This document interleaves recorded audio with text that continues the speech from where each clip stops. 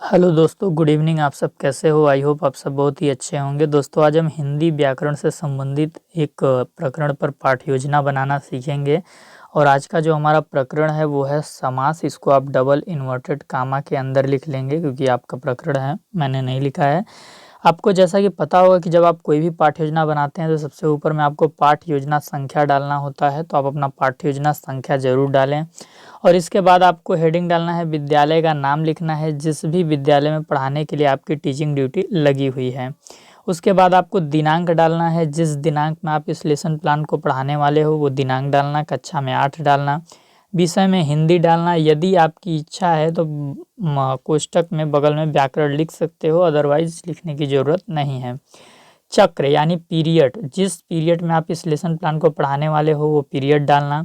वो पीरियड आपका कितने मिनट का अवधि है, तो सामान्यतः हर विद्यालय में एक पीरियड 40 मिनट का होता है, तो अगर आपका 45 मिनट का है तो देख लेना, अपने विद्यालय के अनुसार आप डाल लेना।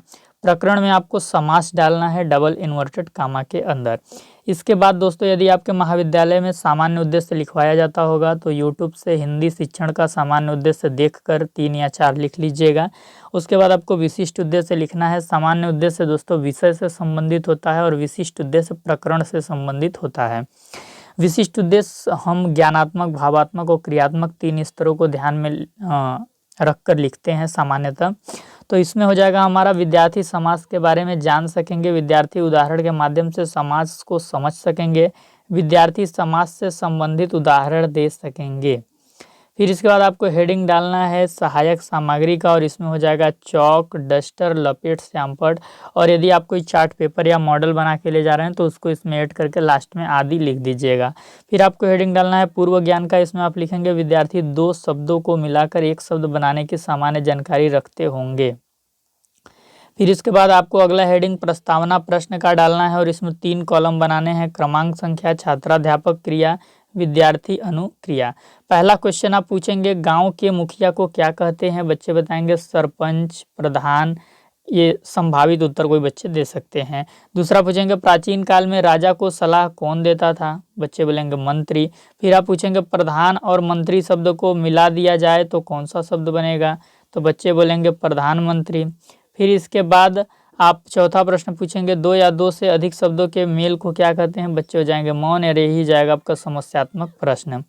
इसके बाद आपको उद्देश्य कथन का हेडिंग डालना है, और सबसे पहले आपको समस्यात्मक प्रश्न का उत्तर लिखना है। उसके बाद अपना टॉपिक अनाउंसमेंट करना है।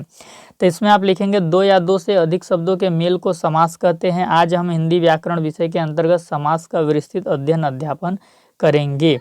फिर इसके बाद आपको अगला हेडिंग डालना है शिक्षण अधिगम व्यवस्था का, और इसमें 4 कॉलम बनाने हैं। पहला शिक्षण बिंदु का, दूसरा छात्राध्यापक क्रिया का, तीसरा विद्यार्थी अनुक्रिया का, चौथा विधि ऑब्लिक प्रविधि श्यामपट कार्य का। फिर इसके बाद आपको शिक्षण बिंदु वाले कॉलम में लिखना है समास से संबंधित प्रश्न आप सबसे पहले बच्चों से पूछेंगे।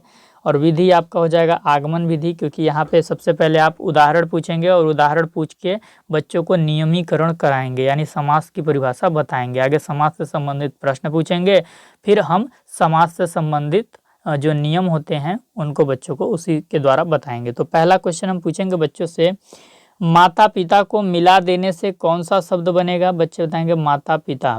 फिर आप पूछेंगे माता पिता शब्द क्या है, बच्चे बताएंगे समास। फिर आप पूछेंगे गंगा का जल पवित्र होता है, इस वाक्य में गंगा और जल दोनों शब्दों को मिलाने से कौन सा शब्द बनेगा, बच्चे बताएंगे गंगा जल। फिर चौथा प्रश्न आप पूछेंगे गंगा जल शब्द क्या है, बच्चे बताएंगे समास। फिर आप 5वां प्रश्न पूछेंगे हथ प्लस कड़ी से क्या शब्द मिलकर बनेगा, बच्चे बताएंगे हथकड़ी। फिर आप पूछेंगे हथकड़ी शब्द क्या है, बच्चे बताएंगे समास। फिर आप 7वां प्रश्न पूछेंगे राज और पुत्र दोनों शब्दों को मिला दे तो क्या बनेगा, बच्चे बताएंगे राजपुत्र बनेगा। फिर आप पूछेंगे राजपुत्र शब्द क्या है, तो बच्चे बताएंगे समास। फिर आप 9वां क्वेश्चन पूछेंगे प्रति और एक दोनों शब्द मिलाकर कौन सा नया शब्द बनेगा, तो बच्चे बताएंगे प्रत्येक के। फिर आप पूछेंगे प्रत्येक के शब्द क्या है, तो बच्चे बताएंगे समास। फिर आप 11वां क्वेश्चन करेंगे कि भर और पूर दोनों शब्दों में मेल होने पर नया शब्द कौन सा बनेगा, बच्चे बताएंगे भरपूर। फिर आप पूछेंगे भरपूर शब्द क्या है, बच्चे बताएंगे समास। फिर आप 13वां क्वेश्चन पूछेंगे माखन और चोरी दोनों शब्दों को मिलाने पर क्या शब्द बनेगा, बच्चे बताएंगे माखन चोरी। फिर इसके बाद आप पूछेंगे कि माखन चोरी शब्द क्या है, तो आप बच्चे बताएंगे समास। फिर आप पूछेंगे भूख और मरा दोनों शब्दों को मिलाने पे क्या बनेगा, बच्चे बताएंगे भूख मरा। फिर आप पूछेंगे भूख मरा शब्द क्या है, तो बच्चे बताएंगे कि समास है। फिर इसके बाद आपको शिक्षण बिंदु वाले कॉलम में नियमीकरण का हेडिंग डालना है, क्योंकि अब हम उदाहरण के द्वारा बच्चों को समझा दिए कि दो या दो से अधिक शब्दों के मेल को हम समास कहते हैं। तो अब हम छात्राध्यापक क्रिया वाले छात्राध्यापक क्रिया वाले कॉलम में परिभाषा का हेडिंग डालेंगे और उसमें लिखेंगे दो या दो से अधिक शब्दों से मिलकर बने हुए नए सार्थक शब्दों को समास कहते हैं। समास के नियमों से बना जो शब्द है वह समस्त पद या सामासिक पद कहलाता है। समास रचना में दो पद होता है। पहले पद को पूर्व पद तथा दूसरे पद को उत्तर पद कहा जाता है। फिर इसके बाद आप विद्यार्थी अनुक्रिया वाले कॉलम में लिखेंगे, विद्यार्थी अनुक्रिया वाले कॉलम में लिखेंगे कि विद्यार्थी ध्यानपूर्वक सुनेंगे व महत्वपूर्ण बिंदुओं को कॉपी पर नोट करेंगे। श्यामपट्ट कार्य में आपको लिख देना है दो या दो से अधिक शब्दों से मिलकर बने हुए नए सार्थक शब्द को समास कहते हैं।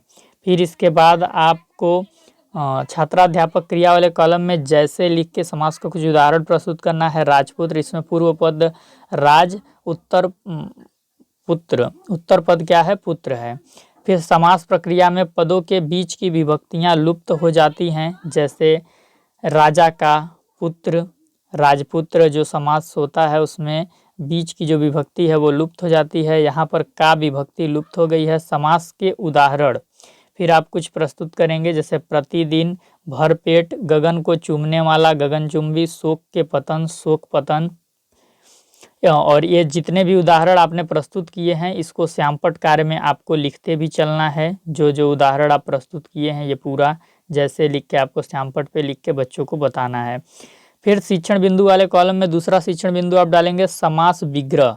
फिर छात्राध्यापक क्रिया वाले कॉलम में आप लिखेंगे समस्त पद के सभी पदों को अलग अलग किए जाने की प्रक्रिया समास विग्रह कहलाती है।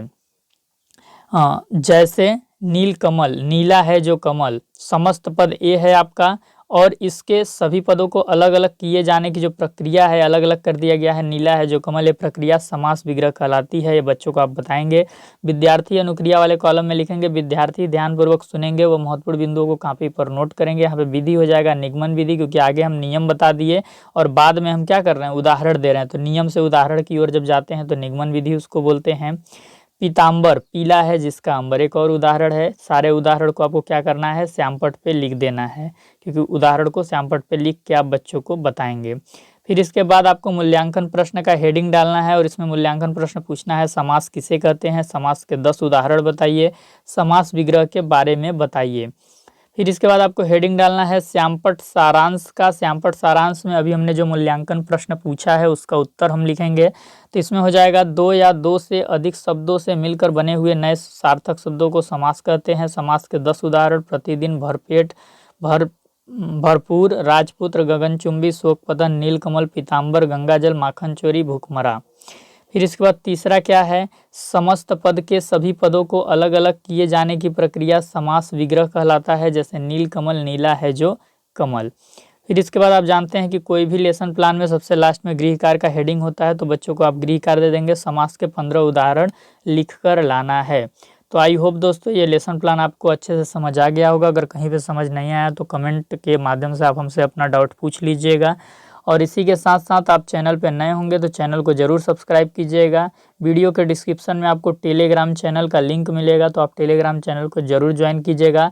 वहाँ पर आपको इसकी PDF प्राप्त हो जाएगी। अगर वहाँ पे आपको किसी कारणवश PDF प्राप्त नहीं हो पाती है तो वीडियो के डिस्क्रिप्शन में आप व्हाट्सएप ग्रुप को ज्वाइन कर लीजिएगा और व्हाट्सएप ग्रुप को ज्वाइन करके मेरे पर्सनल नंबर पे मैसेज करके आप इस PDF को मांग सकते हैं। आपको इजीली मैं वो PDF प्रोवाइड करा दूंगा। और इसके साथ साथ ही दोस्तों अगर आप हिंदी टीचिंग पेडागोजी की जो 4 यूनिट आपके थ्योरी में है, क्योंकि आपका 100 नंबर का पेपर होगा हिंदी टीचिंग पेडागोजी का, यदि आपने हिंदी टीचिंग का सब्जेक्ट चूज किया है B.Ed के 3rd सेमेस्टर में, तो उसकी 4 यूनिट बेहतरीन वे में इस चैनल पे पढ़ाई गई हैं। 4 यूनिट से संबंधित 25 वीडियो लेक्चर इस चैनल पे अपलोड हैं और उसकी एक प्लेलिस्ट बनी हुई है। तो चैनल के प्लेलिस्ट वाले सेक्शन में जाइएगा और हिंदी टीचिंग की जो प्लेलिस्ट है जिसमें 4 यूनिट टोटल पढ़ाया गया उसको आप पूरा देख लीजिएगा और अपना नोट्स बना के एग्ज़ाम की तैयारी आप अच्छे से कर सकते हैं। अगर उस प्लेलिस्ट का लिंक आपको नहीं मिलता है तो कमेंट में हमसे मांग लीजिएगा, हम आपको प्रोवाइड करा देंगे।